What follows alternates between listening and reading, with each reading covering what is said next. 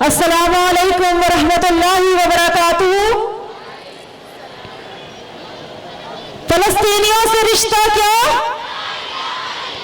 اور پاکستان کا مطلب کیا؟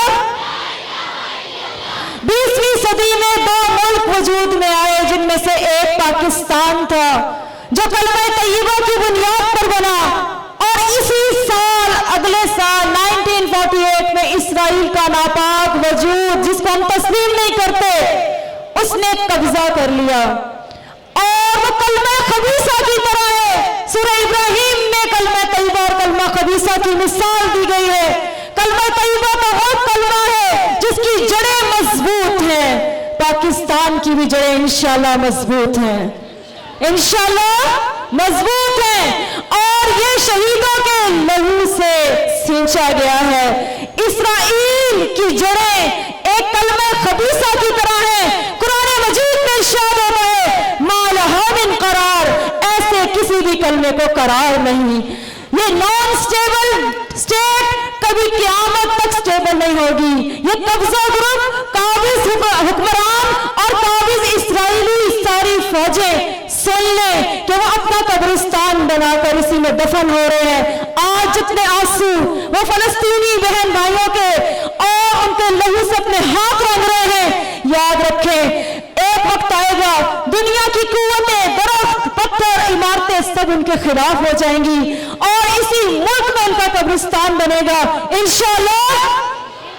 انشاءاللہ اللہ رب العزت نے ہم سے کچھ ڈیمانڈ کی ہے۔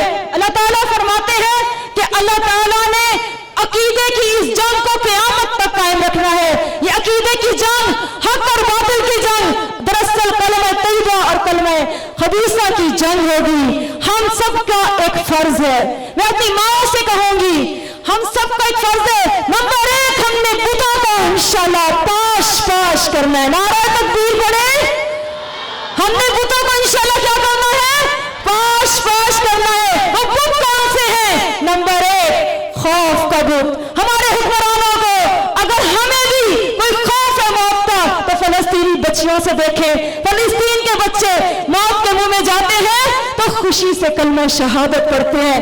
فلسطین کے بچوں نے جنتوں کے راستوں پہ رش لگا دیا، فلسطین کے بچوں نے اپنے لہو سے بتا دیا ہم کامیاب ہو گئے، ہم آخرت کے لیے کامیاب ہو گئے، ہم نے آخرت کا راستہ چن لیا۔ وہ بچے ہمارے بچوں کی تربیتیں کر رہے ہیں۔ نبی صلی اللہ علیہ وآلہ وسلم نے ان کے لیے بشارتیں لکھ دی اور ہمیں بھی سمجھا دیا محبت اللہ سے کرو، موت کے خوف کو دور کر دو، وہن کی بیماری کو نکال دو، دشمنوں پہ تمہارا روب طاری ہو جائے گا انشاءاللہ۔ انشاءاللہ بولے۔ اور میں اپنی ماں اور بہنوں سے کہوں گی ہمارا ایک اور بت ہے جو ہم نے تکبر کا توڑنا ہے۔ اسرائیل جس تکبر کے ساتھ فلسطینیوں پہ حملے کر رہے اپنے ایک ٹینک کو سنبھال نہیں سکتا، تکبر کے یہ بت روزانہ ٹوٹ رہے ہیں اور ٹوٹتے رہیں گے انشاءاللہ، ٹوٹتے رہیں گے۔ میری ماں اور بہنوں ہماری ذمہ داری کیا ہے؟ ہماری ذمہ داری اپنے بچوں کی تربیت ہے۔ ہم مائیں اور بہنیں اپنے لہو کو سینچ کر، اپنے آپ کو پسینوں میں بہا کر اگر یہاں کھڑی ہیں تو ہم نے اپنے بچوں کے ساتھ انشاءاللہ وہ محنت کرنی ہے کہ یہ ابابیل بنے۔ میں آپ سب سے کہوں گی یہ مارکا ہے حق اور باطل کا، یہ کلمہ طیبہ اور کلمہ خبیثہ کی جنگ ہے۔ ہم نے اس جنگ میں یاد رکھنا ہے کلمہ طیبہ ہمیشہ اوپر آنے کے لیے ہے، کیونکہ قرآن مجید میں اللہ نے ارشاد فرما دیا یا ایھا الذین آمنو، اے لوگوں جو ایمان لائے ہو اگر تم اللہ کی مدد کرو گے ینصرکم، اللہ تمہاری مدد کرے گا، ویثبت اقدامکم، تمہارے قدم کو مضبوطوں سے جلا دے گا، تمہارے قدم سٹیبل ہوں گے، تمہارا ملک سٹیبل ہوگا، لیکن شرط ہے تمہیں اللہ کی مدد کرنی ہوگی، اور اللہ کی مدد اللہ کے لشکروں کی مدد ہے۔ آپ کو ڈرنا نہیں ہے۔ موت اور حکمت یہ 2 چیزیں آپ کو سمجھنی ہوں گی۔ ہم حکمتاً کیوں چپ ہو جائیں، دشمنوں کے ساتھ ہم کیوں مل جائیں، کیوں ہم لوگ حکمت اور خوف میں رہیں؟ ہم سب انشاءاللہ العزیز فلسطینیوں کے ساتھ ہیں انشاءاللہ۔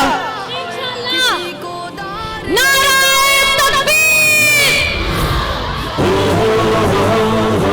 سے کہوں گی आपका यहाँ आना मुबारक हो, आपका ये मैसेज देना मुबारक हो, आपके ये कदम मुबारक हो। यहाँ से निकल के एक जज्बा पैदा करें, या अल्लाह हमें और हमारी औलादों को अपने रास्तों में कबूल फरमा।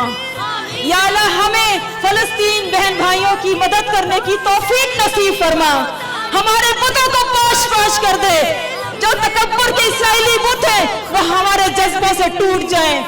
अल्लाह रब्बुल इज्जत उनकी मदद करता है जो खुद अपने मदद के लिए खड़े होते हैं। कुरान मजीद में वमा रमैता इज़ रमैता वलाकिन्नल्लाह रमा, अल्लाह ताला के तुम उठोगे तो मैं उठूंगा, तुम हाथ थामोगे मैं हाथ थामूंगा। तो इंशाअल्लाह हमने आगाज किया है, कदम बढ़ाए हैं, अल्लाह हमारा हामी व नासिर हो।